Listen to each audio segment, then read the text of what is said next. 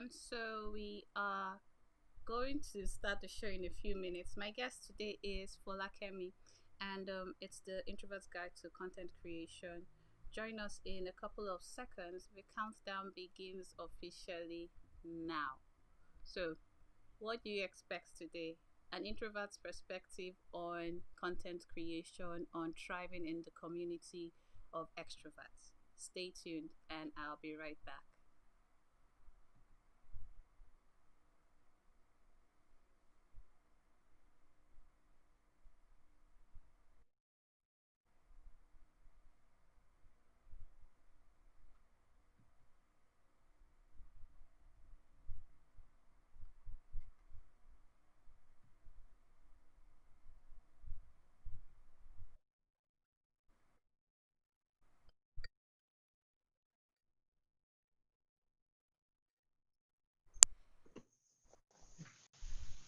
Hi, Falakemi, you're live. It's 6 on the dot. So I put a timer. So Falakemi is just coming on board. So say hello to for everyone. Hi, everybody. Oh, so it's nice Trying to to have find Falakemi. position. Yes, you're perfect. You look amazing. I'm just loving the air. We'll get serious and get to Thank the you. bottom of everything in about a minute. But just Yeah. to get acquainted with what we are doing. So I'll just start now and put off the timer because I put the timer on again. So I was meant Okay. to go live at 6. Just letting everyone know what we're doing. You look good. Thank you. Thank you very much.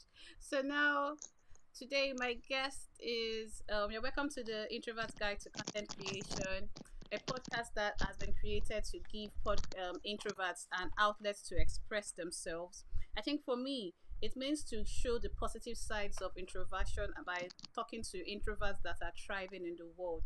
It's for young creatives that are trying to remove the roadblocks for success and achieve their Yeah. goals no matter what obstacles they may face. And introversion for some people could be an obstacle. So how do we Yeah. overcome this major obstacle that people, and is it even an obstacle? Those are part of the questions that we'll be answering today.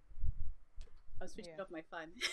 So the reason I love my live shows is everything goes. You see everything as it's happening. And I'm not alone in the studio today. I have an amazing guest, someone that I have known for a while. Okay, we've known about each other for since A very long 2002, time.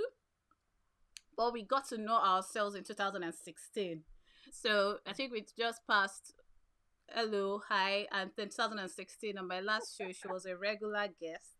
Her name is Folakemi Odesola, and I'll describe her as a personal development speaker. I describe, in my own words, she is the visionary. She is the vision expert. When it comes to vision boards, she is very passionate about that. And we'll be speaking to her about why she's passionate about personal development, why she's a trainer and coach for other people. Why didn't she just stop with creating her own vision board for herself, but decided to expand it to other people?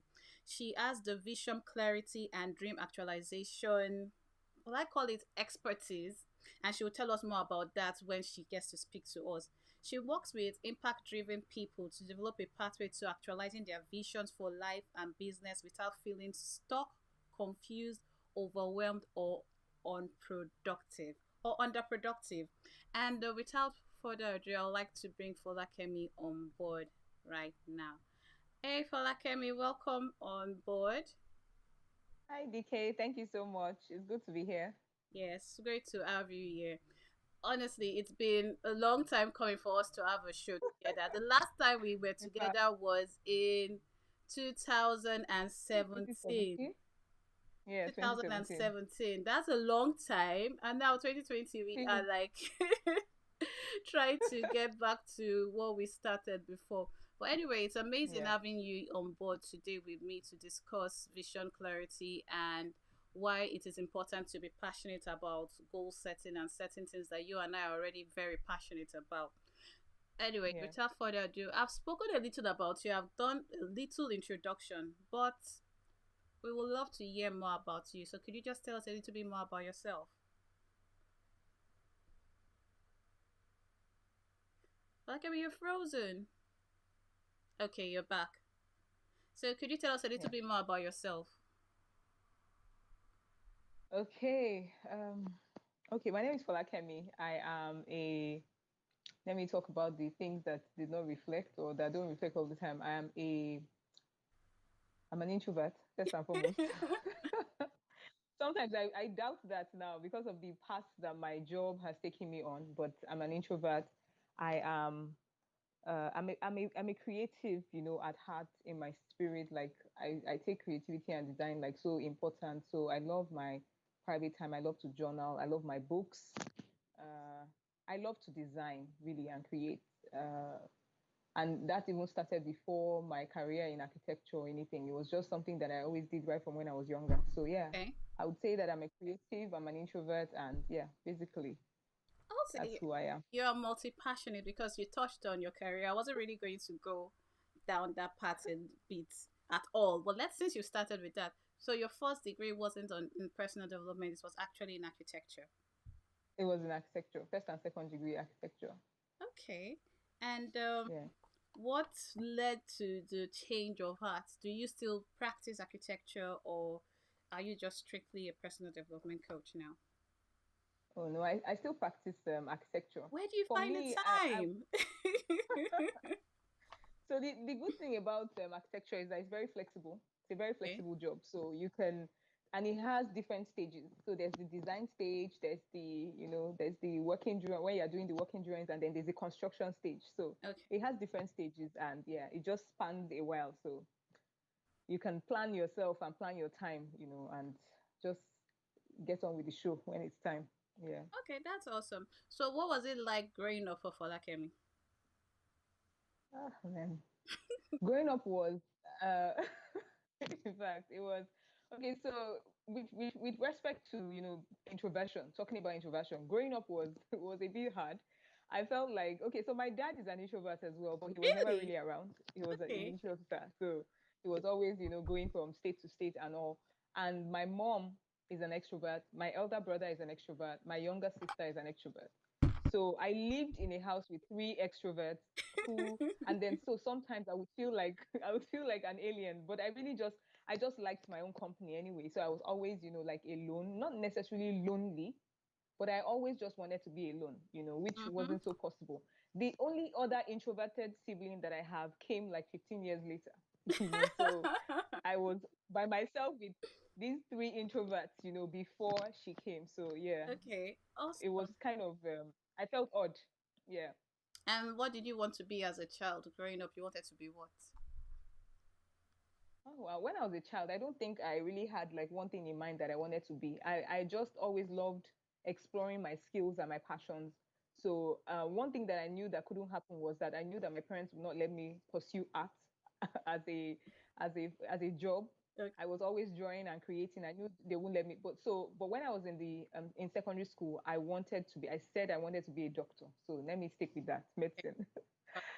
All right, let's talk Yeah. a little bit about introversion. So, how would you describe an introvert? If someone says, "What was an introvert?" When I said, "Oh, I'm an introvert," someone was like, "No, you're not an introvert." I was like, "What do you mean by that?" I know myself, and I know how I relate. So, what Yeah. are the qualities of an introvert in your opinion?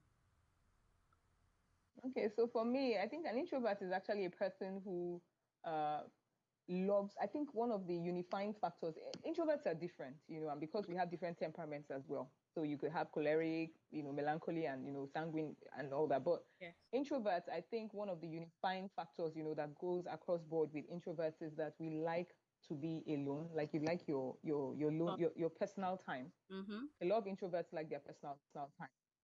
And they're very observant, sometimes quiet, seemingly quiet, because, but I think laid back, as well. Laid Okay. back.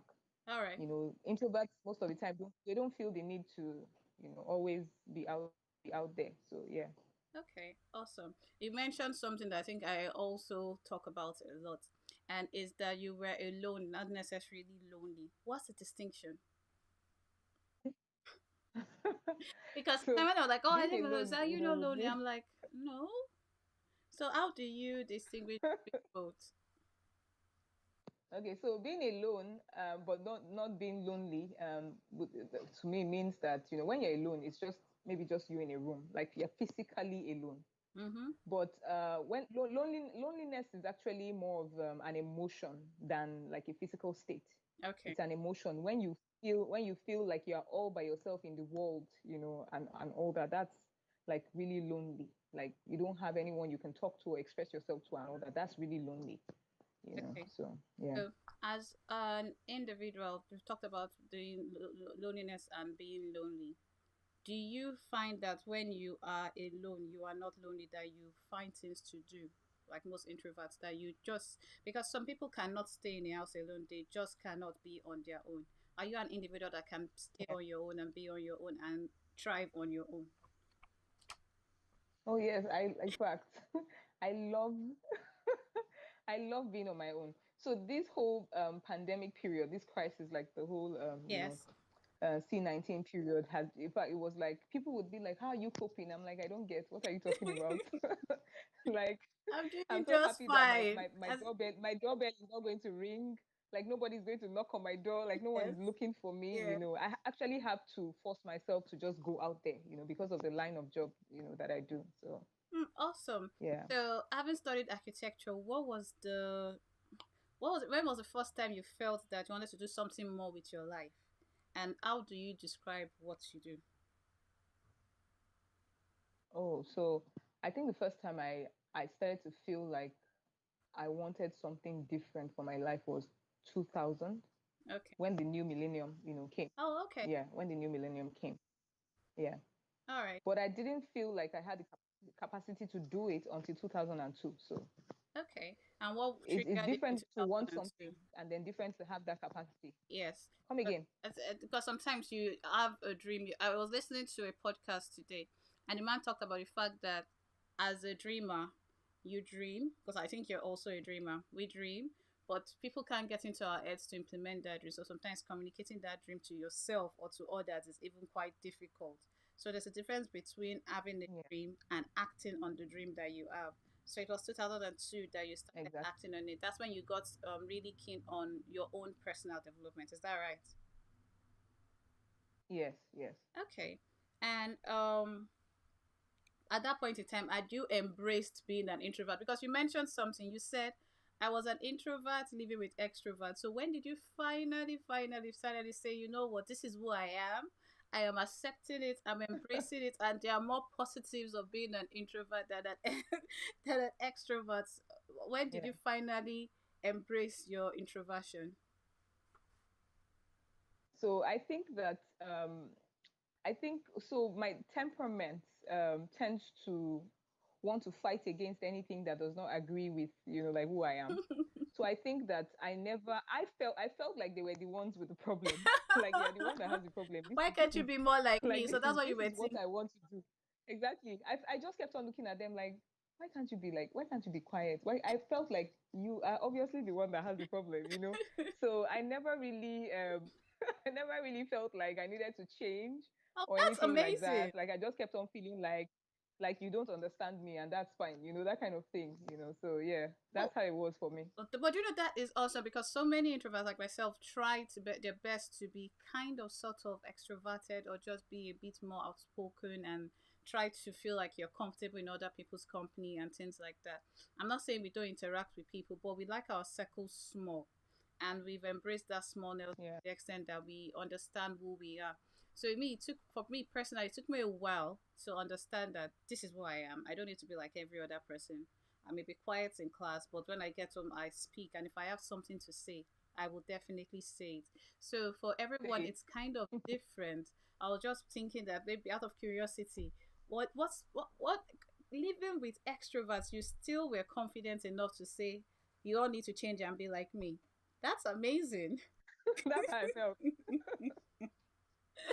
All right, so you understood yourself. You were passionate about personal development. Now let's talk about your passion for personal growth and development. Where did this passion come from? All right. So I think the passion came from the point. So in 2000, like I said, when 2002, when I started to feel like I could actually, you know, I started to feel like I could be, I could grow, like I could be something. more, not Mm-hmm. necessarily different, but more, Okay. than I could be more than who I was at the time. Um, and then so gradually, and it was more of, just taking in positive things. I was hearing a lot of positive things in my environment, and then by 2004 I got to write my dreams list. So writing down the dreams list just made me feel like, man, you need to work to be able to achieve these things. Like you have a lot of you need to grow, Mm. you need to build capacity, exactly, to be able to actualize these things. Okay. Because I felt very incapacitated by a lot of things that I wrote on the list. So I felt like I needed to grow to be able to achieve them. All right. You said, And that's how personal development started. okay. You Yeah. mentioned a dreams list. For those that are not aware, what's a dreams list?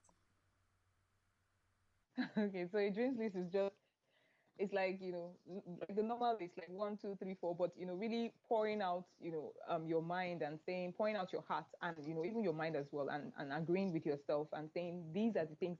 Okay, so for me it was, these are the things I want to be, because I'm multi-passionate. I wanted to be everything, anyway. Mm-hmm. But for other people, it will be like, these are the things I want to achieve. So it could be who you want to be, what you want to achieve, what you want to create. It could be what you want to experience. So, but things, within those boundaries, and you just list them out, and then you just, some people start to wait for time and chance, and then some other people start to work on it. So Yes. yeah, Okay. that's what a dream is. Yeah. But is that similar to a goals list? So the difference? What's the difference between a So goal and a dream? okay, so a dream is actually like, it's so I define a dream to be a picture, of the future that keeps you energized. It's different from a vision anyway, but it keeps you energized, keeps you hoping, like, oh, there's something good can come out of life. Exactly. That's what a dream is. Like, it just keeps you hoping for the future. But a goal is an action, really. A goal is just an action, nothing more. It's an action. So a goal is, this is what I'm going to do. It's like a vehicle. Like, this is what I'm going to do to get to be who I want to be, or to get to where I want to go. It's just an Okay. action, or All like right. a passage, like a roadmap. Yeah. Then how will you describe a vision then? Okay, so a vision is very similar to a dream, but it's more of a processed dream. Oh, I I like always use that. crude oil as my example. Yeah, it's a processed dream, because our dreams are raw. They are raw materials, really. And if you don't process them, then you don't really get to that validated dream. So your vision is your validated dream. It's a dream that is validated. Like, okay, I have seen that these are the resources I have. A vision is much more. It's like RoboCop and Transformers.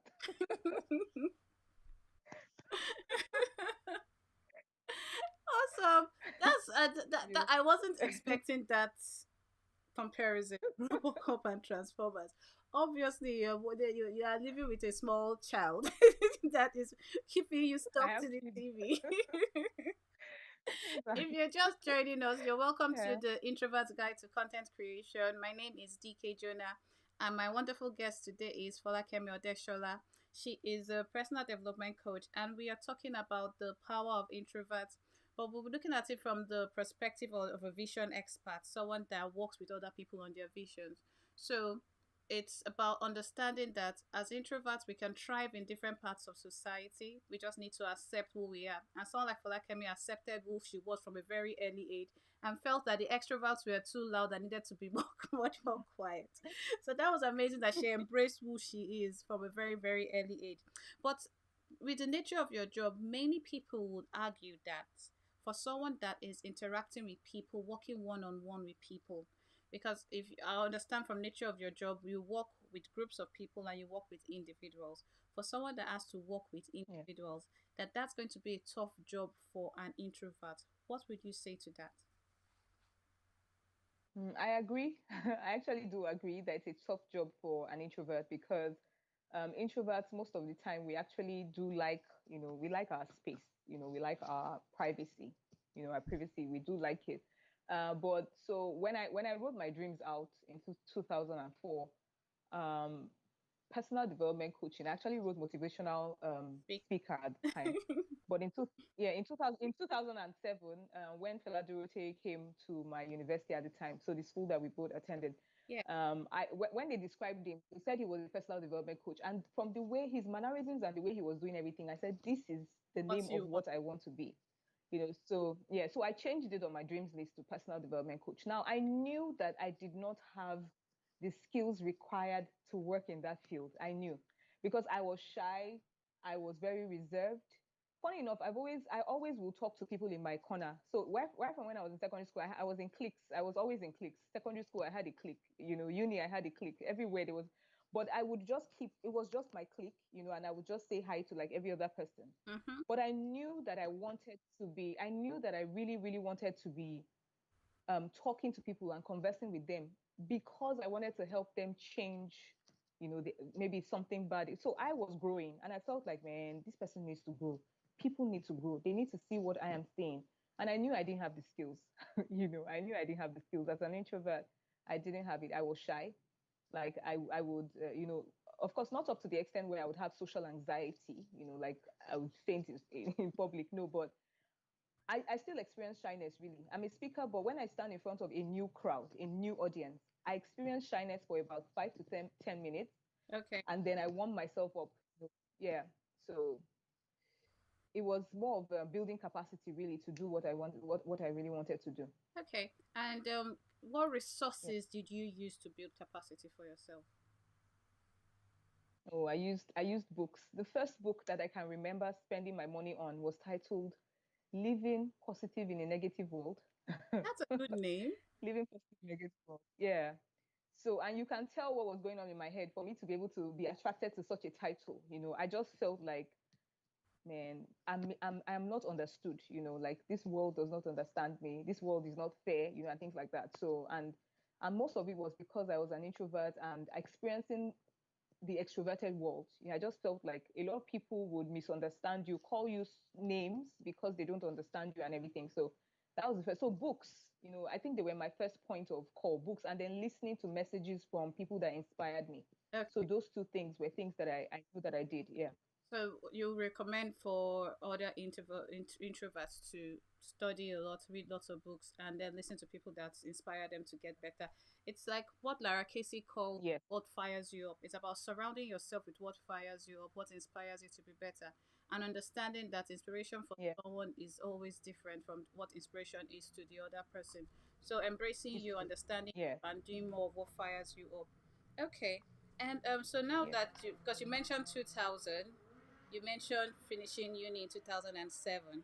But how long have you worked as a personal development coach? Okay. So I started doing personal development coaching in 2016. Okay. Yes, 2016. And I actually started with it's funny how I got into it. I knew at the time that I wanted to I wanted to speak. Like when you want to say something, but you don't know what you want to say Wait. and you don't know who you want to say it to. So what I did was I started with what I knew. And what I knew was design. So I put a group of, I opened up a Facebook community and invited people who wanted to learn about interior design and all that together. And I started talking to them. And while talking to them, I found the courage to keep on talking and keep on speaking. Okay. And people were sending me messages, and that's how personal development started. I started to attend to, the kind of issues that they were facing. So that's how it started for me. Awesome. Okay. And that's Yeah. 2016. That's been a while though. And Yeah. so at that point in time, you were still able to balance it with working full time. So do you work full time as an architect or do you work part time? Also, I would say that I do architecture and design now as it's entrepreneurship for me. So I'm not employed. I'm not, employed in someone else's office or anything. I do Hmm. it on my own. I run a self practice. Let me put it that way. Oh, awesome. So I run. I, I work full time, but it's entrepreneurship. So it's at my pace. Yeah, basically. Awesome. But people think it's going to be tough to run a business and it often ends in failure. Why do you think people believe that it's tough to start a business and most businesses end up in failure? Why do you think? Because now you have two Yeah. separate entities, right? Yeah. You have two separate entities. Yes, I do. So why do you think people feel if it's tough to start a business? Tonya is saying hello. I'm looking at the comments on YouTube. If you are watching us, please let Hey. us know that you're watching because we're recording live so that we could interact with you. If you do have questions for my guest Folakemi, Do not hesitate to type them in, and I'll read them out to her because it's great. We have Toye and Lily watching. So yes, well, let's get back to the Hey, question. Tony. Hey, Lily. Yeah. So why do you think So people I didn't quite get give that up? question. So Yeah. as I said, people think starting your own business in this climate, especially in Nigeria, is difficult. But you're running two businesses. Why do you think most people think that businesses end up in failure? Well, I think that number one, so maybe because that's like one of the biggest things for me. When you want to do something, you have to first of all analyze what it is you want to do. Ask yourself if you have the resources to do those things, to do that thing. And if you don't have the resources, you have to ask yourself how you're going to get it. Are you going to outsource? Are you going to contract, subcontract, or are you going to DIY it? You know, Mm-hmm. I am a multi. My brain is DIY, right? But when I start to do something myself and I feel like I'm struggling with it or it's taking too much of my time, then I outsource it. So I feel like sometimes it's in these strategies, people just want to, they don't want to deal with the back end, the back end of all these things. And then sometimes people don't realize that they actually have to build capacity to be able to actualize what they want to actualize.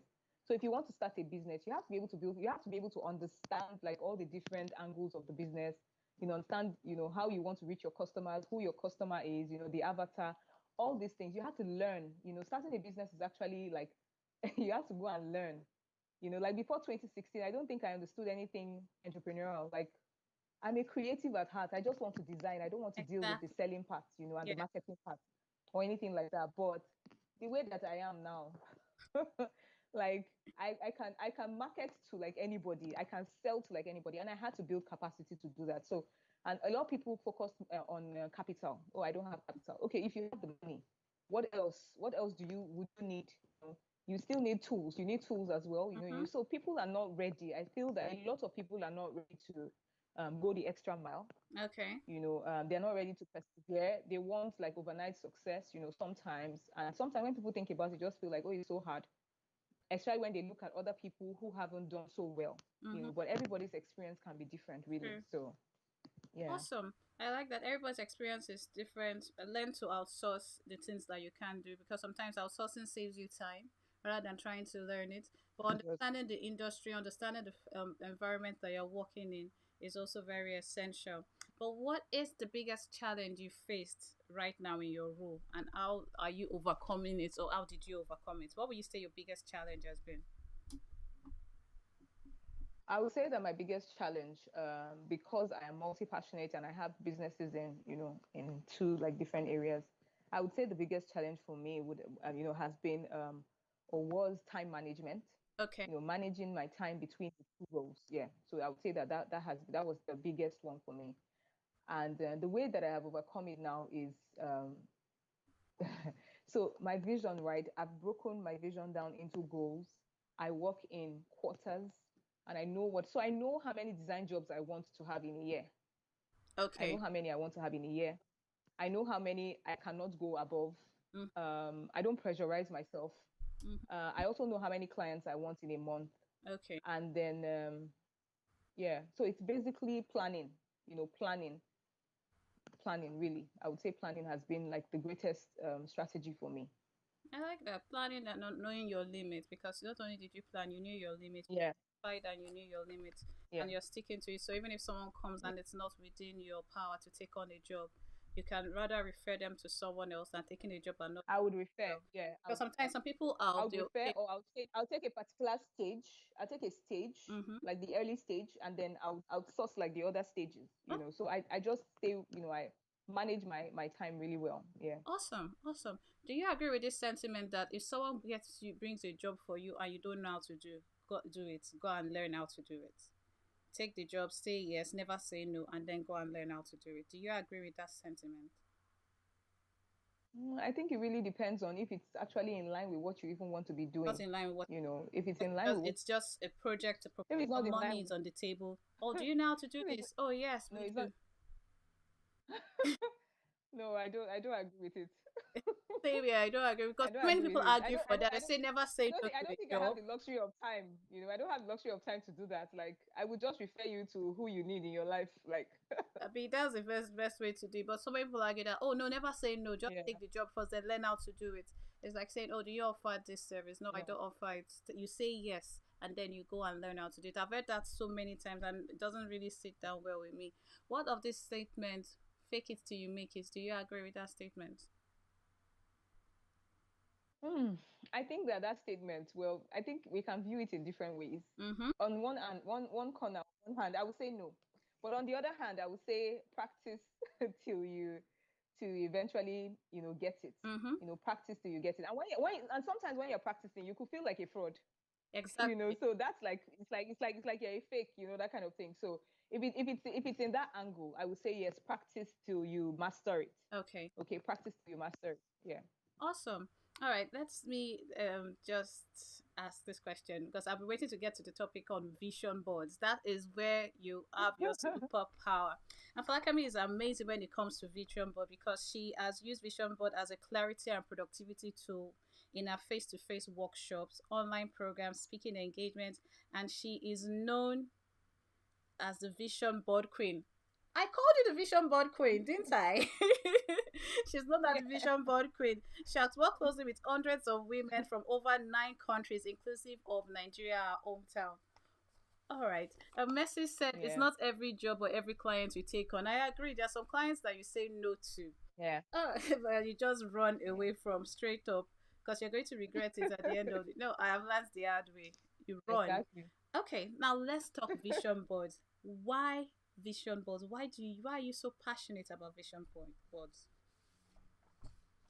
All right. I think so for me, I've always had like okay, so like in 2014, I had like 2004, sorry, I had my dreams list, like I said. Mm-hmm. My dreams were in my cloud, like were in my head cloud, like long before I had the audacity to pour it out on paper in 2004. Mm-hmm. So when I did that, I felt really good. I felt like you have a life. There's this confidence that comes with knowing that these are the things that yeah, a wandering generality. You're a meaningful specific. There's that confidence that comes. But I stayed in that phase for 10 years. It was Okay. not until 2014 that I started to look at, I started to ask myself, how far have you gone on this list? And I realized that it was only the things that were in my direct line. For example, architecture was number one on the list, interior design was number two. I had done those two things. But they were already, I was bound to happen because I was a student of architecture. I was studying architecture. So what other thing had I planned into my life? Had I planned and everything. And it was just, really horrible for me at the time, 2014. I felt like with all the degrees and everything that I had, I felt like, like I felt worthless, kind of. So in 2016, I just thought about it. So this is 2014 now when I started to feel worthless. Till 2016, 2 years of trying to think about my life and saying, what strategy? How do I move forward? And so I decided to build a vision board. Now, I heard about vision boards in 2007, but I never built my first physical one until 2016. So when I built it in 2016, I realized that it was different to visualize what I wanted to do. It was very different, to have the images right before my eyes and everything. And I saw how from there it was like breaking the chain, like something that just held you bound. So I saw how it practically turned my dreams list into a three-dimensional thing. It became alive, to me. And I don't know if it's because, but I feel like all human beings are visual. We are visual beings. Before we do something, even when we are reacting to something, if something is going to burn you and you feel like it's going to burn you, quickly remove your hand because you have kind of seen that if you don't remove your hand, it will burn you. So we are visual, and I saw how it really helped that part of, develop that capacity, that part in me. And from then, things just became easy, really. From 2016, things became easy. I knew where I was headed. I knew what I had to do. I knew that anything that wasn't within this frame was an extra thing, and it was my choice and my decision whether to accept it or not. So it just made me really focused, and it changed a lot of things in my life, really. Yeah. Awesome. And well, that was just about you. Why did you decide to extend this to other people? Why did you decide to create the Vision Clarity project with other people? Then you. Okay. Okay. So yeah. Okay, so the first time that I actually showed my vision board in public was in 2016. So the same year that I built it. I built it around April. In August, a friend of mine who is a pastor in a church, a youth church, he invited me to come talk to the teenagers in his church. And he told me to come and talk to them about talents. So I just thought about it. I said, I'll take my vision board and talk to them.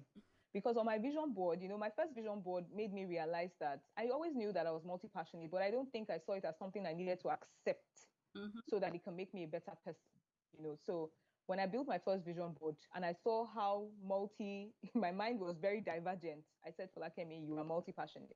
Accept it. So when they told me to come talk about talents, I took it along just to talk to them because I wanted them to have like a vivid picture, a vivid understanding of what it was to be talented and maybe multi-talented. Mm-hmm. So it started from wanting to help people be better and showing them so your vision board actually, it's like what's in your mind, but really on so it's like evidence. Okay. So I the first time I showed it in public, I just wanted to really show them evidence that I'm not just talking about having talent or being like you. I am like you, and so I took it. Then in 2017, the first time I had my first vision board hangout, I just couldn't keep all the things I was experiencing to myself. Like it wasn't up to a year that I built my first vision board, but I couldn't keep it to myself. I felt like my friends need to hear about this. People need to hear about this. I need to tell them what I'm going through and how this thing has simplified my life. So that was how I started. It just started as something I wanted to share. And then it just quickly, rose and developed into a line of business, you know. And that was funny because it was never the intention, Intention. to go that way. I struggled with turning it into a business, really. Okay. So when you say using Yeah. vision boards is now a business for you, some other people may not understand what you're saying. I do understand, but could you give us a bit more clarity on that? Okay, so so I always said that I wanted to be a personal development coach, but I didn't know what I wanted to be coaching people on. So I started with design, like I said. But when I started to talk to people about when I just wanted to share with my friends. It was on my birthday. I just felt like, this is my birthday. I need to just change and just be a better person and give and share with people. So I said, oh, I'm going to share about the vision board with my friends, about 25 ladies. I invited them and I was just sharing with them. And we had a group, a WhatsApp group, and after that group, everything was supposed to be dissolved, and everybody was supposed to just go away, they refused to go away, and people kept on asking more questions and more questions, and I kept on answering and answering and answering, and I did like 4 hangouts in 2017. By 2018 January, I had seen the need to actually do a workshop where I would break because I had things in my head. There was a way that I was using it that I thought was normal to everybody. I thought it was normal to everybody. So when the whole business thing came in was when people started to need one-on-one, people started to need personal attention. And anything that involves like taking your time, anything that involves taking your time, more than an hour, more than 2 hours, 3 hours, 4 hours. And it actually also involves like a strategic system or process to helping people solve problems, might as well just become like a consulting, thing or a business. Mm-hmm. So that's how it quickly turned into a business. So it became like consultation sessions where you're helping people gain clarity for their vision for life and business. So vision clarity really, and then how to actualize their dreams. What are the strategies? What are the steps that I take? So that's how the whole thing just grew up and became a line of business. Yeah. So that's really what So it means. Yeah. you offer that one-on-one. Do you offer it online also? So for people that are not in your jurisdiction, how have you been able to help them connect and create their own vision board? Oh, it's totally online. It's online. Before I went online, I would always do like vision board workshops. But in 2018, when I did my first like real workshop in 2018, I realized that a lot of people wanted to attend the workshop, but we're not in the same location. They were not in Lagos, Nigeria, where I am. So I decided to run an online version of it. And so I turned like everything into like a workbook, and all those kind of things. So I just kept on, solving problems. So it just came, the online version came as me solving problems for people who were not in my locality that I wanted to teach about the vision board. So yes, right now I have like, like it's an online service really. I've cut down on I don't do like the physical one-on-one anymore. Everything is online now. Okay. I do like the physical workshops. but for COVID. So everything is online now, really, And until that really helps the with world opens COVID. up again. I said that's really going online has even helped you with this during this COVID period, because now some people are seeking clarity Yeah, and trying to yeah, discover themselves. So creating a vision board is just one of the tools yeah, yeah, to create vision board. There's something you told me, yeah. that the vision board is just a tool that would not work without you implementing it. Could you share a bit more light Exactly. on that? All right. So, in my own use of vision boards, I also discovered that there were some things I put on my first physical vision board that I knew that till now I have not achieved. And that was because at first, when I was building that board, I built it. It was more like it was more of a dream board, really. Um, I got to find out in the process of using vision boards what the meaning. I got to find out the real meaning of a vision. Now, from the time that I found out what vision mean, what it meant or what it means, I now started to understand that. You see, that's the thing with a dream. That's the difference between a dream and a vision. Again, dreams are free. They are very free. You can dream anything that you want to dream. But you see, a vision is something that this is serious now. Like, this is serious business. A vision is something you actually want to achieve. It's something you actually want to actualize. And to be able to actualize something, you have to be doing something. So a vision is who you want to be, what you want to do, what you want to have, what you want to create, and what you want to experience. Now, the what you want to do and what you want to create, those are the things that you do. That's your own commitment. I want to do this. I want to create this so that I can be this, I can have this, and I can experience this. Okay. So there's no how. And on your vision board, what you put on your vision board is your vision. So there's no how you get to achieve the things on your board without doing something, because you can never achieve your vision without. So the vision board just takes on the nature of a vision. You can stick whatever picture that you like. You can have any any whatever, but if you don't do something, then you don't get to actualize it. And that's where goals come in. And that's why goals are so important as well. Like, a vision can never act without a goal. You have to be able to do something to be able to achieve something. So yeah, you can never, a vision board will never actualize on its own, just sitting down there or whatever. There are some things though that, because you have gained clarity, in your mind and all that, you were probably already in alignment with those things. So sometimes they come to pass just like that because you were already in alignment. But it's either you're doing something or you're aligning yourself somehow, towards or in line with the things that you want to achieve. So yes, you have to be able to act on your vision before it comes to pass. Awesome. I like that. Um, it says you are the founder of the Vision Board Africa. So what's the Vision Board Africa? What's Yeah. your plan for Vision Board Africa? So Vision Board Africa started as at first it was called Vision Board Hangout, and that was because the 25 ladies that I mentioned, that I talked about, that came for Bird. my hangouts in 2017, Mm-hmm. we needed a place to graduate to. We needed a place to graduate to. So we graduated to Facebook, and at first it was just a women only group, and then the guys started knocking and saying, please, everybody has a vision. It's not just women who have vision, and all that. There's no vision. Is not it doesn't have like any gender bias to it or anything like that. We weren't gender biased anyway. We ladies just like to be together. That's all. But anyway, exactly. I don't know why they're always just knocking on the door. What are you doing in there? Like, we just want to be on that. We just want to be together. Goodness. So anyway, it quickly. So what I did was I had to separate. So I actually created that Facebook group, and then because these guys had to come in and every other person, and I actually did agree with the fact that vision was for everybody. Yes.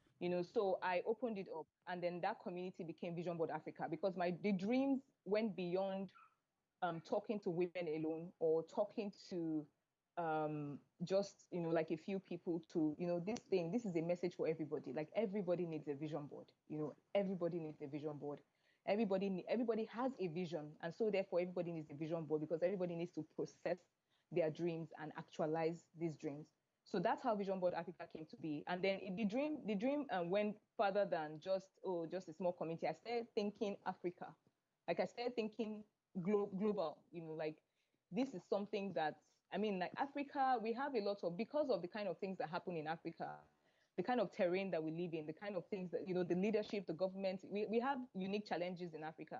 A lot of people in Africa are scared of dreaming. A lot of people in Africa don't think that they can actualize some things. They feel like the terrain and the environment is anti-actualization.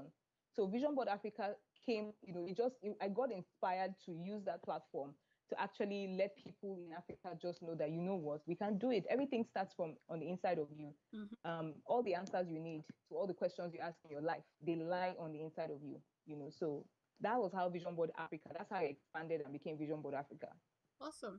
And there's something you call Yeah, see, capture, recreate the of life recreate. Yeah, design via vision board.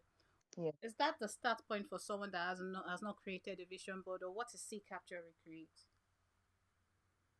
So see, capture, recreate is the frame. It's my framework. I would say my method that I have now developed to helping people actually work with vision boards. So a lot of people, when they do vision board parties or whatever, they say, "Oh, come and use your vision board to set your goals and all that." But I don't do I don't use vision board for goal setting because the goals have not, for me, when I'm using my vision board, the goals have not surfaced yet. I feel like it's very important for you to be able to understand what the end point is. And then after understanding what the end point is, then the goals can come in. Mm-hmm. Okay, so I don't use, and another reason why I don't put goals on my vision board, like just like goal, like for goal setting really, is because the goals can change. If you look at COVID-19 came and everybody had to re-strategize. I wanted to do like a Vision Board Africa community hangout, like a Vision Board masterclass, a physical one, a very large one in April, May, but I couldn't. So I'm doing like a 3-day masterclass now. I'm starting like 1st of July. Everybody had to re-strategize, and that's what goals are. Goals are things that you can actually, it's just an action. Oh, okay, instead of doing this, I can do this. But your vision never really changes. So my vision was always to have that whole. So see, capture, recreate actually is that framework, is that method that I use in teaching people how to get grounded in what. So first and foremost, how do you articulate? So the C part is where they write their vision. Like, how do you articulate these things that you really want for your life? Mm-hmm. Right? And how do you determine what you want to handle between 1 year? How do you see between the things you have for 3 years, 5 years, 10 years, and say this is what I want to achieve this year? Then the capture part is how do you visualize this thing? There's a difference between envisioning for your life and visualizing your dreams. There's a big difference. So you first of all envision, then you visualize, and then you affirm these things, and then you build your vision board. So these are the things they have to do before building that vision board. And then from there, after building the vision board, a lot of people don't know what to do with it. So what do I do with it? How do I recreate my vision? So that's why it's called see, capture, recreate. You first of all see it, then you capture it, and then you have to recreate it. Of course, like we said, nothing happens if you don't act. So how do I create my? So that's what see, capture, recreate is. It takes them from discovering what it is that they want to really achieve, and it takes them through that journey to determining what the best goals for them, what the best goals are, and how to strategize and how to achieve it. So it's kind of like a tracking system. Like, it keeps you engaged through the whole process of your dreams, of working on your dreams, for life. So that's what see, capture, recreate is. Okay, for someone that has never worked on a vision board, this is my first time of hearing about a vision board. It's something I want to do.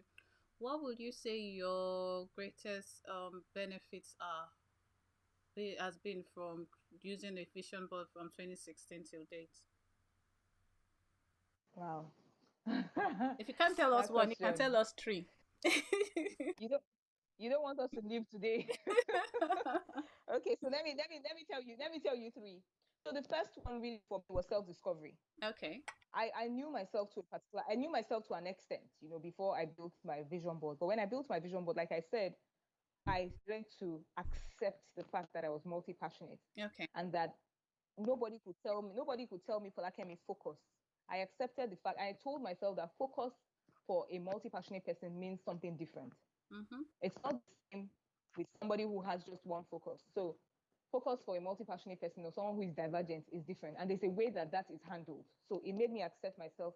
So self-discovery and self-acceptance, or self-awareness, more about myself. The second one really was dream validation.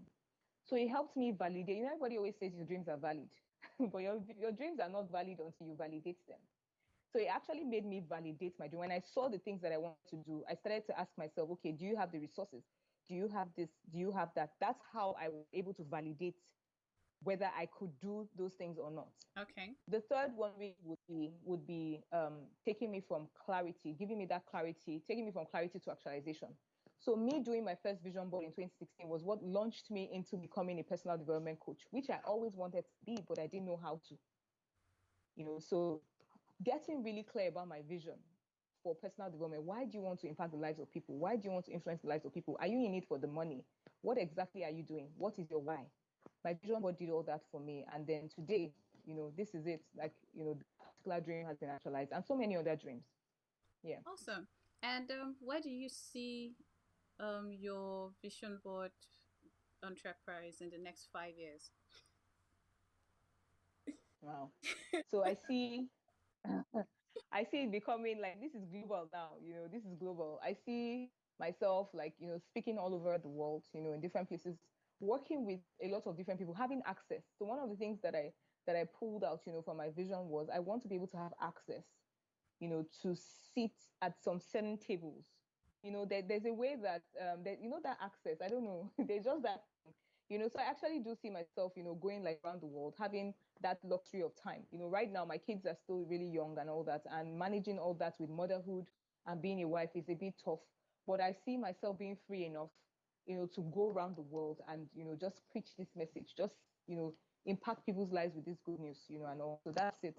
I think that's like the biggest one, like seeing that global thing, and reaching like different African nations and also going to Europe and Paris and and everywhere, to just do this.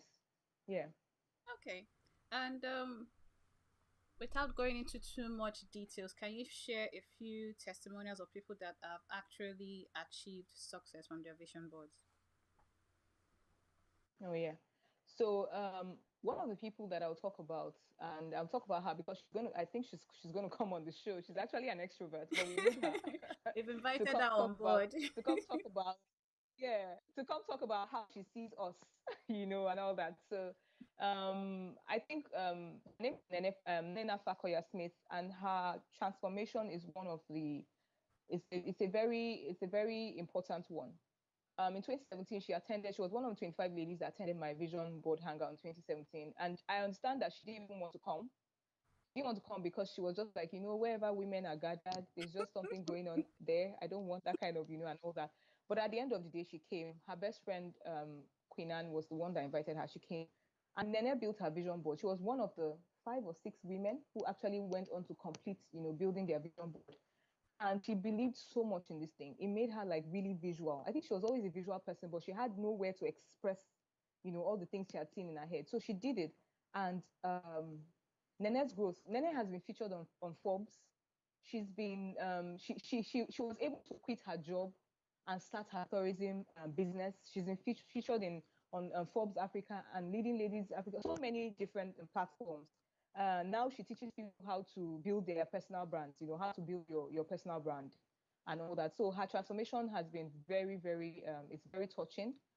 Some other people have gone from being timid people who didn't actually believe that they could render any service to anyone or have a business or anything, to actually starting up their businesses. True. So there's so many things. There's one person that says that it actually changed her marriage. It changed Oh, the way that she saw her marriage, changed the way that, yeah, she actually, there was a way that she placed her kids, above like her husband. It was something that happened unconsciously. Like when you give birth, the kids are so important. So you place the kids, but the way that the system that I teach in building the vision board actually align, there's balance involved. So you align your, the areas of your life in order of importance. okay. So when she built that, she actually understood that her husband was supposed to actually come, before the kids, and all that. So it really just gave her that ease and that thing in life, and it affected their relationship positively. So that's another testimonial that yeah, one of the good ones. That one was really good. That's a beautiful one. I like the one about it saving the marriage Yeah, because yes, sometimes it's yeah. with vision boards. Most people do not take other areas into consideration. So I know there's something you talk about the areas Yeah. that you take into consideration when you are creating your vision board. What are the areas you should take into consideration? If someone says, "Okay, I want to create a vision board," what should I have on it? Okay, so it depends on the kind of vision board you're building. But if you're going to build a life vision board, because you can build a vision board for your business, but if you're building a life vision board, what I call a life vision board, it's a life overview board. It's a holistic look at your life. So you look at your life in 5 departments. I teach about 5 departments. The first one is your relationships, Mm-hmm. which has your relationship, if you're spiritual, your relationship with God, with your spouse, with your kids, with your friends and family, and all that. The second one would be your work and your finance.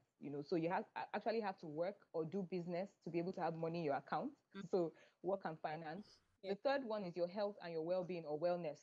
So your health, your physical, your internal and external health, your mental health, your social, everything about you, the social, economic environment, and all that. So a lot of things go. Your fitness, goes into the health and the wellness part or health and well-being. The the fourth department of life will be your personal development. Now that's where you grow. Every single weakness that you have in your life that has like a negative connotation to your life, Yes. even for introverts who are shy and who experience social anxiety, you can actually grow through that. You could actually overcome that. So you're not changing yourself. I'm still an introvert, but I know how to express myself. I now have a voice. So a lot of introverts who don't even have voices can actually use that part, the personal development part to actually say, this is how I want to have a voice. And this is how I want to go about it. I want to read books. I want to do this. I want to do that. So the personal development aspect takes care of your mindset, your social, your behavior, the way you communicate with people. Are you rude? How do you behave, towards people and all that? And then what vocations, how are you growing? How are you learning things? So it takes about, it handles your learning in all aspects. Then the last one is your people development. And this one was very, very important to me. I don't think I'd ever considered it before I started to build vision boards. The fact that I was already doing it, but I wasn't conscious or intentional about it, intentionally enough, because I wasn't conscious. Okay. So people development is all about your contribution, and that's the fifth aspect.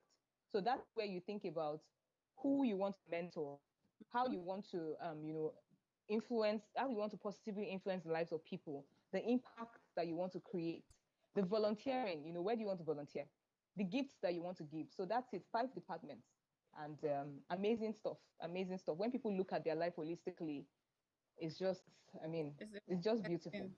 Because sometimes some people do not take a balanced Yeah, approach towards their life. They focus on one area while neglecting yeah, others. And sometimes yeah, what even kills most people is self doubt, and there are so many other adversities. How do you build yourself back yeah. up when you have self doubt? When you have self doubt? Okay. So I think I understood from a young age, like when I was living with, introverts and I was just me, I was building like a kind of wall, around I didn't know, I was not conscious of that, but I think I was building like a wall around my emotions, Okay. around my mind, around my emotions. There were a lot of things I liked to do that people in my environment were not interested in. For example, my mom knew I was always very creative and all that, and she kept on sowing the seeds of read medicine because she's a nurse, and all that. So, but I still found my way at the end of the day, and I learned how to protect the things I listen to, protect my mind and all that. So I keep myself really immersed in a very positive environment. I surround myself with positive friends. Positive friends. I call them growth friends, people that I can grow with, people that I can ask and that I can trust their opinion because it's coming from a place of love. Friendships that energize me, and inspire me and motivate me.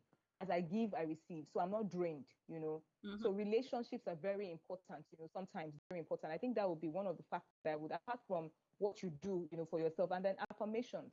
Always, authentic affirmations, not just the affirmations that you pick from the internet and say, I am strong, I am bold. No, the things that you desire, say them out to yourself that you have them, that you are that thing, that you do that thing, and so that's what I do. Those are my tools. I think it will be affirmation. I journal a lot as well. I've always been journaling, right from, in fact, I've always journaled, because I like to be with my thoughts and all that. So journaling, keeping a very positive and healthy environment, friendships, growth friendships, and yeah, basically those are and books as well. But Yeah. lots of books. You and I talk about. I was going to ask. I always ask, "What's your favorite book?" But for you, I'm not going to ask you that question. I'm going to ask you to list 5 books I was going to say what I just said. Folakemi can't teach one book. Don't even try it. So, what five books will you recommend to someone? Five. I think five is Okay, good enough okay. for you. So the first book, yeah, five is good. Five is good. I can try. I can try to limit it to five.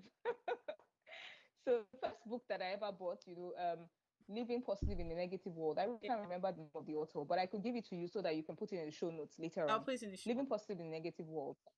Yeah, one of the books that really touched my life as well is How to Win Friends and Influence People. Mm-hmm. Man, that book is good for introvert. It's good for introverts. Who don't want to. You don't want to go beyond your boundaries, but you know that you actually need to make friends and influence people because the influence part is very important. So you have to make you have to do the first part because the influence part is important. Mm-hmm. So how to make friends and influence people. 7 Habits of a Highly Effective Person. Okay. Um, Think and Grow Rich. All right. Think and Grow Rich. Amazing book.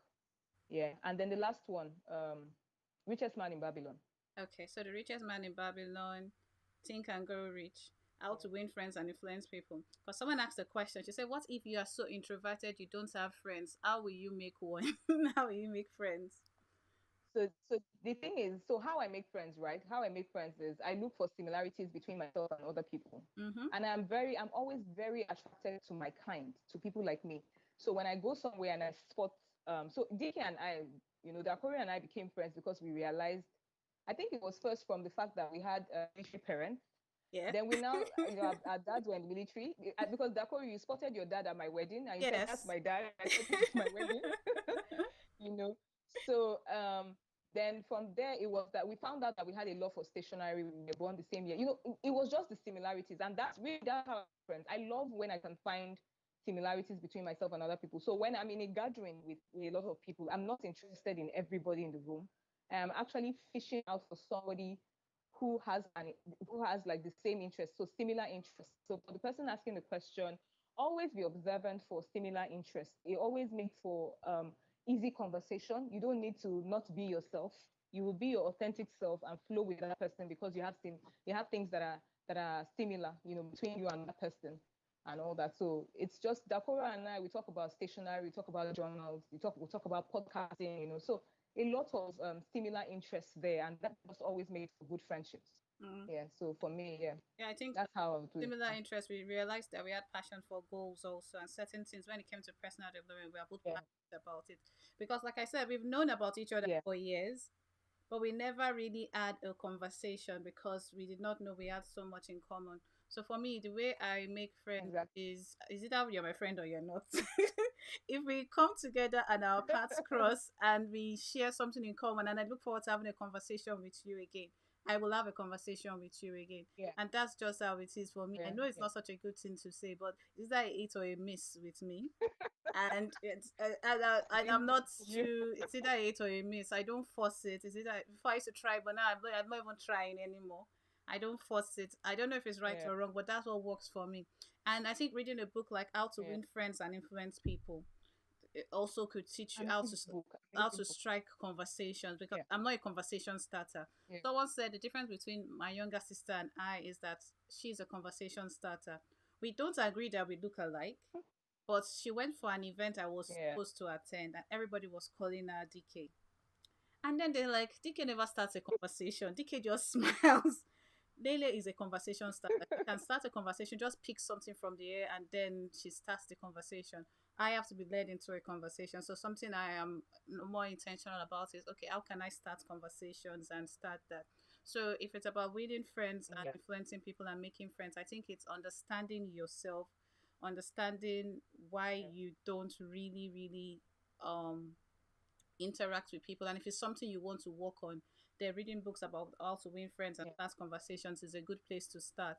But if it's something that has to do with the Yeah. past and trust that has been broken, then you have to realize that that has to be healed first.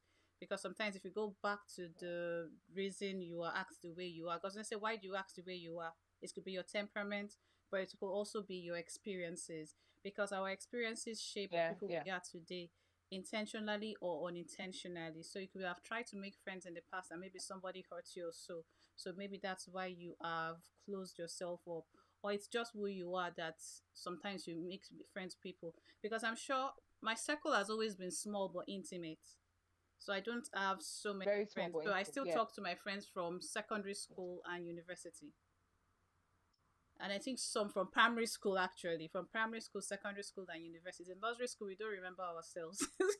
So it's like Yeah. that. So I have um been intentional about keeping the communication flowing with those people, because I realized that if I was not Yeah. intentional with keeping the communication flowing, the communication wasn't going to flow at all. So it's just about understanding Yeah. yourself more than anything. If there's a reason you're not, then speaking to yourself and finding out why. All right, so like, I mean, you and I are always curious about certain things. I'm curious about live streaming, eCam. I've been going really, really crazy about that. Yeah. What exactly are you curious about now? Oh, so the thing that I'm curious about now, and I just keep on searching for it, and I would say two things. The first one would be neuro linguistic programming. Like Really? I'm so into psychology now. Like I feel like Folakemi, why didn't you take so when I was in Aki school, we did like a semester of psychology, and I didn't know the importance of psychology at that time. Okay. So now I'm like, no wonder they said you should go do psychology, for one session, and all that. So I'm into neuro linguistic programming. I want to understand how the mind works. Like, so I know how my mind works. I like to profile people as well. Like, oh, this is what you're thinking, So yeah. And then the second thing would be authoring. So every material that I can get on authoring, I am actually getting now because I'm working on a book. Okay. So it's those two things for me. Yeah. Awesome. And how do you hope to impact your audience? Because this is called Introvert's Guide to Content Creation. As an introvert, how do you hope to impact your audience? Yeah. So I think that being an introvert, I kind of understand, where maybe like a lot of introverts will be coming from.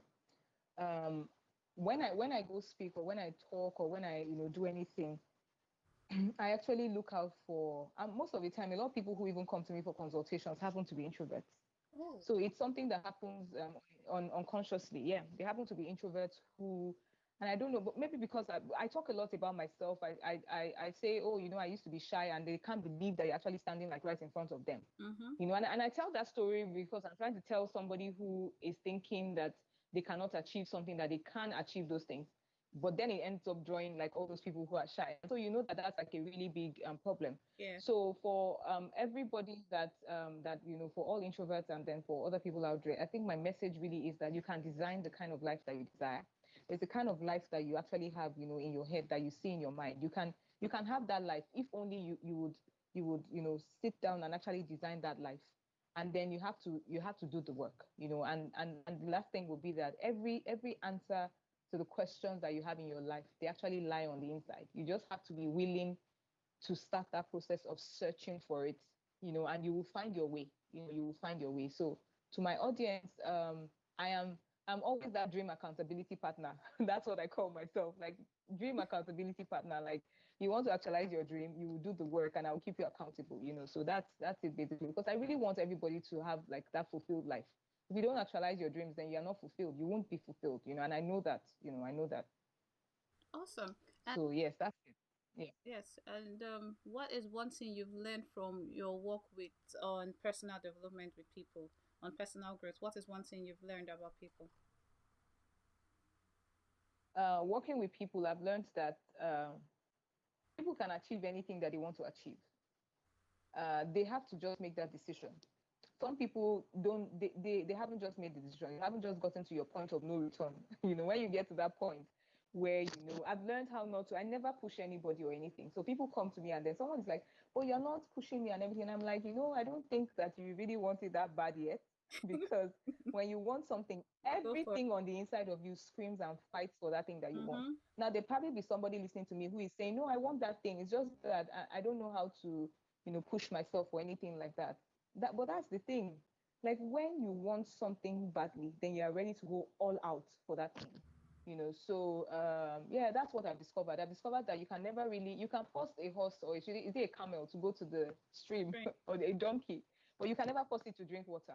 So there are a lot of people who have come in the past who, would say, oh, I want you to do this for me, and then they don't keep up, Mm-hmm. and all that. And I've just realized that they haven't gotten to their point of no return yet.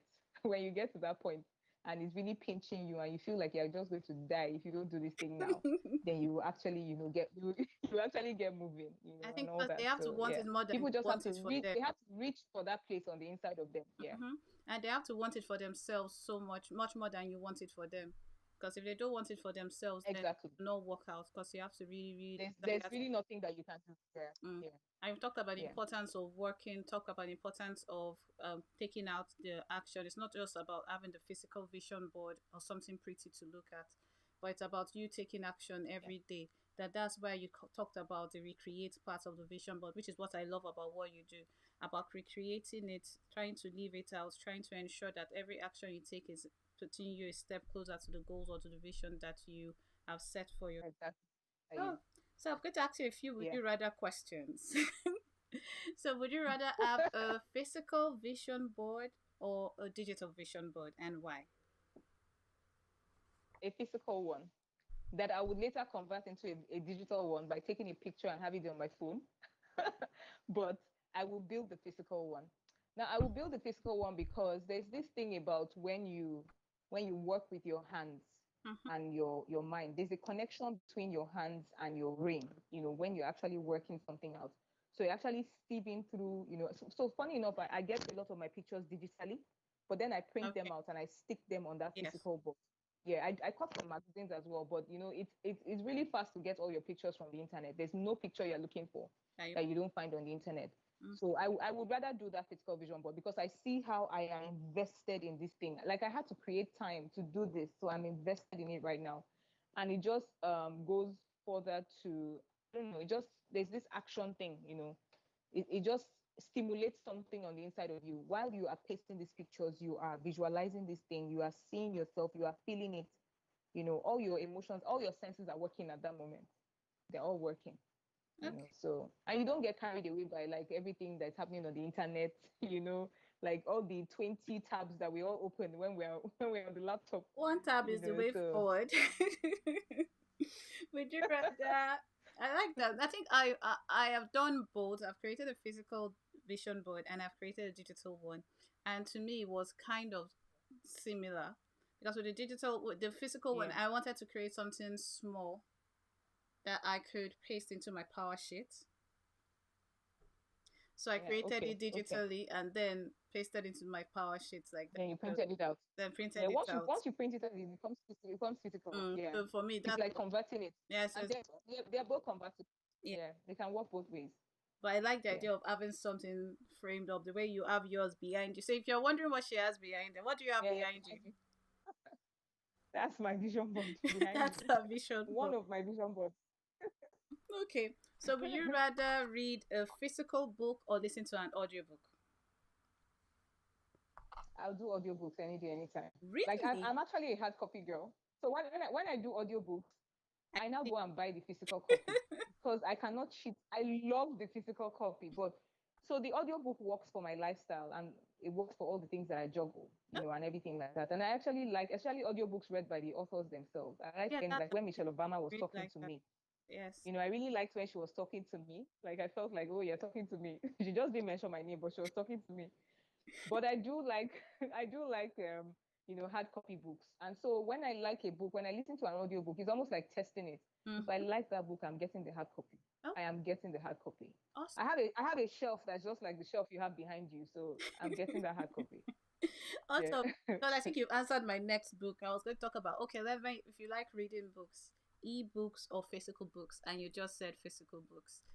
I like flipping pages Yeah. and then taking notes and highlighting stuff. I do. I do. I just love the idea of flipping Yeah. pages. So no matter how they make it all flippable, it's still not the same.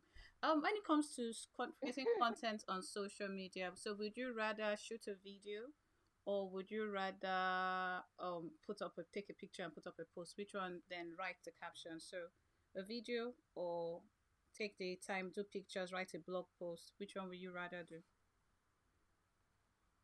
So I like to write. So I would say I started writing, at first, but now I would rather just do a video. Everything is all Videos, about everything is all about time. the fastest way to be productive. Like Yes. productivity is so important. Like I would just do a video because like everything I want to talk about is like inside my head. Yeah. I would do a video and then later do the Transcribe it. transcript and then post in my blog. Transcribe it and then post in my blog. I would just do a video because Okay. things flow better when I'm just conversing. So yeah. Mm. All right. Now, would you rather do an interview like this or be on stage? Hmm. I do like so be on stage like on a panel or something On a panel, first of all, let's talk or about panel. speaking. Then, if Okay. you're on your own, would you rather have your own life alone on so and or be on stage speaking to the Oh, more people? Which one would you rather do? So two different questions. oh, I like conversations. So anyone that gets me talking to somebody, I will pick that option. All right. And then your life Yeah. or Because even when you do a solo video, you still want people to view it and converse with you, engage with you. So I would go with the one that has engagement already. all right, awesome. It's been amazing speaking with you. If you could speak to an introvert now, you have different introverts, and person is struggling to accept who they are. What will your words be to that person? I would tell that person that they have like immense power. Introverts are so powerful. I don't think we realize how powerful we are. There's power in, so a lot of the things I do in my job now has made me to master some skills from the extroverts, skills like going out there, and like I do workshops a lot. That's how I even started. I do workshops and everything. But when I'm planning for the workshops, my adrenaline is high up, and then immediately after the workshop, all I want to do is just crawl back into Introvert. my space and not show up again to the next workshop day. I love my space. So I would say that to that person, by all means, grow and pick. Life it can be like a buffet for you. Pick the skills that you feel that you want or that you need to be able to make life better for you, or to be able to do life, on your terms, the way you want it. But be authentic. Never ever change the way who you are to fit someone else or anything like that. And you're powerful. There's this power of observation. There's the power to just chill. When everybody is just jumping around in a space, you are laid back and you're chilled. It is classy. It is beautiful when you see people who can maintain, that kind of thing. So, and introverts, we are powerful, so just pick the things that you feel you need to be able to make life work better for you, more like life skills, just build them, Mhm. but remain who you are. You are beautiful just the way you are, just the way you are. You are beautiful like that. I'm lucky to be married to an introvert as well. My husband is an introvert, Oh, so two of really? us can just lock ourselves up and just be there. So, and I think it's a blessing, being married to an introvert as well. So please just be you. Never ever change, for anybody. Thank you so much for that. Are your Yeah. kids, are they introverts? Uh, so my daughter is not an introvert. My first one, she's not an introvert. My son, he's an introvert, but he's pretty outspoken about what he wants. He has a very, very strong mind. Like he's not easily, he's not that kind of shit that can just be, thrown left and right. Like he's an introvert, but and he's beginning to voice a lot now. So I think maybe I don't know. I'm just waiting. Like he's 4, going to be 5 at the Okay. end of the month. So maybe he's still blooming and growing. But my daughter is not an introvert. My son started as an introvert, but he's growing. So he's showing some other, like I can speak for myself kind of things. Yeah. So Awesome. we're waiting for him. That's amazing. And is Yeah. there, before we conclude, is there any other thing you think I should have mentioned that I did not? Do you think there's any question that you would like to answer that I did not ask you? Mm, I think you pretty much covered like almost everything, really. You're an amazing, amazing host. And I think you covered everything that would be of, very good use to like, the audience and everybody that is watching out there and all that. Yeah. So I'm pretty comfortable with all the questions that you picked and I trust you. So yeah, everything is fine. And where can people connect with you? All right. So Vision Board Africa is my community on Facebook, and I drop like daily videos in Vision Board Africa. So that's like the closest, connection that we can have. Um, another platform would be my Instagram. Okay. At the Vision Clarity Expert on Instagram. Yeah. So IG and then my Vision Board Africa community on Facebook. Okay, so you heard from Folakemi. You can reach out on the Vision Board Africa on Facebook and the Vision Clarity Expert on Instagram. And if you have a question for us, send her a DM. right? They can send you a DM, right? And she'll be Yes, please. willing You're to welcome. answer. Yes. And I just want to say thank you, Yeah. Folakemi, for joining us today on the Introvert's Guide to Content Creation. As she has said today, introverts have so much power. We just need to embrace who we are and not try to change to suit the world. Yes, we live in an extroverted world, but we can still shine in the world that we exist in. Everyone is different. We can't all act the same. But by embracing who we are, we get the best benefits of the world, and the world gets to see how good we are. I'm sure there are so many introverts here that may have questions about how they can create their vision board or gain clarity about who they are and understanding who they are. If you have any questions, feel free to send me an email on dkjonah@dkjonah.com or visit my website, which is dkjonah.com, and I'll be more than willing to answer the questions you may have. Well, till we meet next time, thank you so much for joining me. My next guest is Olabisi, so she'll be joining us. And she's an introverted introvert. We put it that way. She's an So introverted introvert. I'm excited to have her on board to join me and have a conversation on the power of introverts. So thank you so much for today. And Folakemi, thank you once again for joining me today. Thank you. It's been a pleasure. All right, everyone. Cheers. Bye. Bye. Yeah.